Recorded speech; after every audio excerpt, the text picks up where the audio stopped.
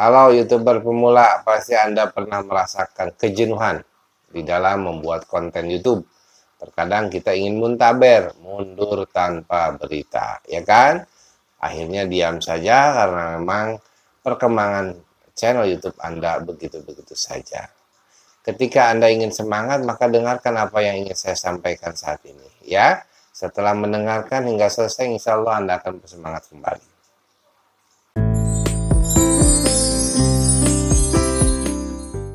Assalamualaikum warahmatullahi wabarakatuh. Apa kabar teman-teman YouTuber pemula? Semoga Anda selalu sehat walafiat.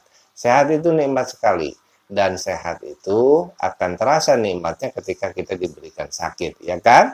Ketika kita sakit gigi, maka kita akan merasakan nikmatnya sehat gigi kita. Ya, seperti halnya saat ini saya baru bangun dari sakit. Belum fit, sembuh 100%. Ya, tetapi saya bersemangat ingin membuat konten karena jenuh ya, berbaring terus juga kurang enak badan kita. Ingin membuat sesuatu yang bermanfaat untuk teman-teman sekalian, ya untuk pribadi saya juga, ya kan? Teman-teman, begini, kita tuh ke YouTube punya tujuan salah satunya adalah dolar kan, finansial. Betul, tidak munafik, setiap orang pasti menginginkan itu. Tetapi agar kita tidak muntaber, mundur tanpa berita, akhirnya maju kena, mundur kena, kita mundur sudah ngeluarin modal, kita maju malas, kan begitu. Sudah saja ketika kita membuat channel ini, maka mindset kita tuh dirubah. Artinya begini, YouTube tidak hanya sekedar mendapatkan keuntungan finansial saja, tapi ada beberapa keuntungan. Ini pernah saya buat di channel sebelumnya, tapi ini penajaman kembali agar kita mengingat kembali. Yang pertama adalah kita memiliki pengetahuan. Nah, ini pengetahuan sebuah keuntungan. Kita jadi tahu, oh menjadi YouTuber itu kita harus bermodal apa, harus berkorban apa, ya kan? Minimal kita harus punya kamera, punya stand kamera misalnya, ya. Otomatis kita juga bermodal. Itu. Kemudian juga kita jadi tahu kalau YouTuber itu ternyata membuat video, ya memang begitu tugasnya. Membuat video, dan kita jadi tahu bagaimana cara kita syuting, ya, membuat video. Harus ada A, B, C, kan makin waktu berjalan kita makin tahu perlengkapan YouTuber itu apa saja sih. Ya, persiapan menjadi YouTuber itu harus apa sih? Itu kan. Apa yang harus dipersiapkan? Oh ya kan? Manajemennya, planning, organizing, actuating, controlling. Nah, ini berguna. Planning, perencanaan, niche-nya apa nih, topik apa yang ingin kita buat, ya kan?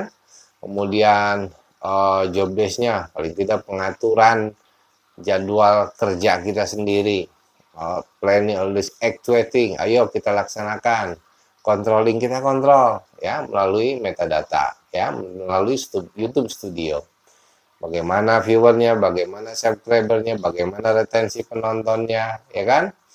Nah, itu fluktuatifnya perlu kita perhatikan agar menjadikan parameter ke depan kita harus lebih baik lagi membuat video dan isi atau konten yang kita sampaikan. Itu kan? Itu menjadi sebuah pengetahuan. Pengetahuan itu tentunya sebuah keuntungan. Yang kedua adalah sebuah pengalaman. Pengalaman bagi kita, bahwa hidup kita ini berwarna, bahwa hidup kita ini dinamis, hidup harus dinamis. Jadi usia kita sampai akhir hayat ini di dalamnya ada warna, tentunya adalah warna yang positif.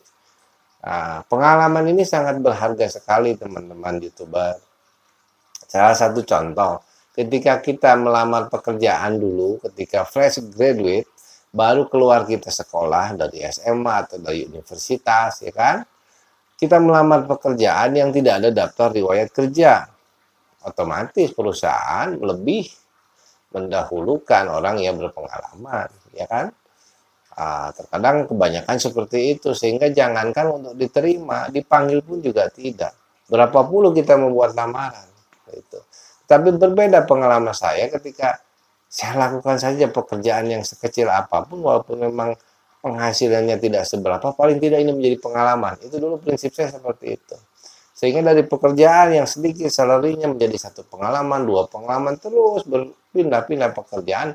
Dan ketika itu dicantumkan jadi daftar riwayat pekerjaan kita, dan itu menjadi sebuah daya tarik bagi perusahaan berikutnya untuk mau memanggil kita menginterview. Dan akhirnya saya pernah kerja di beberapa perusahaan yang memang melihat dari pengalaman kerja.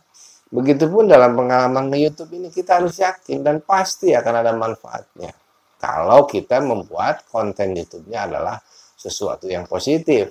Kalau kontennya negatif, ya tidak ada manfaatnya, menjadikan kerusakan bagi diri dan masyarakat secara luas. Buatlah konten yang positif, yakin akan ada manfaatnya. Itu adalah pengalaman ya, pengetahuan, pengalaman menjadikan sebuah kemanfaatan. Kemudian yang terakhir nih, yang ketiga, menjadi sebuah motivasi dan inspirasi bagi orang banyak. Insya Allah, harus yakin itu. Paling tidak orang akan melihat, oh si A ini menjadi YouTuber kok bisa ya, kenapa saya nggak bisa? Nah, itu kan jadi motivasi. Itu menjadi inspirasi. Oh iya ya, daripada saya diam saat ini saya nggak punya pekerjaan, lebih baik saya jadi YouTuber. Paling tidak saya ada kemanfaatan. Benar apa yang disampaikan oleh YouTuber si A, si B, si C gitu kan? Nah, jadi inspirasi. Berpikir akhirnya, oh iya, apa ya? Kita bikin niche apa nih? Topik apa nih? Akhirnya orang mau kreatif, menggali, semangat kembali hidupnya, bangkit kembali, yang tadinya loyo tidak semangat menjadi semangat. Itu kan? Nah, itu. Jadi bagi Anda yang saat ini sudah mulai lesu, sudah mulai jenuh membuat konten, semangat. Semangat. Buatlah konten-konten yang positif, yakin apa yang kita buat ini akan bermanfaat. Itu dulu. Urusan materi insya Allah mengikuti.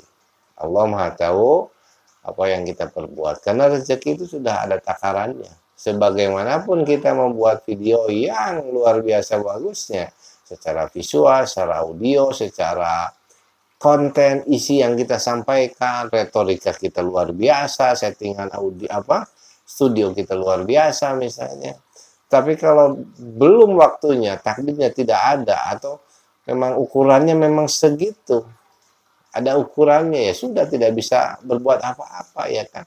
Kita hanya bisa ikhtiar saja.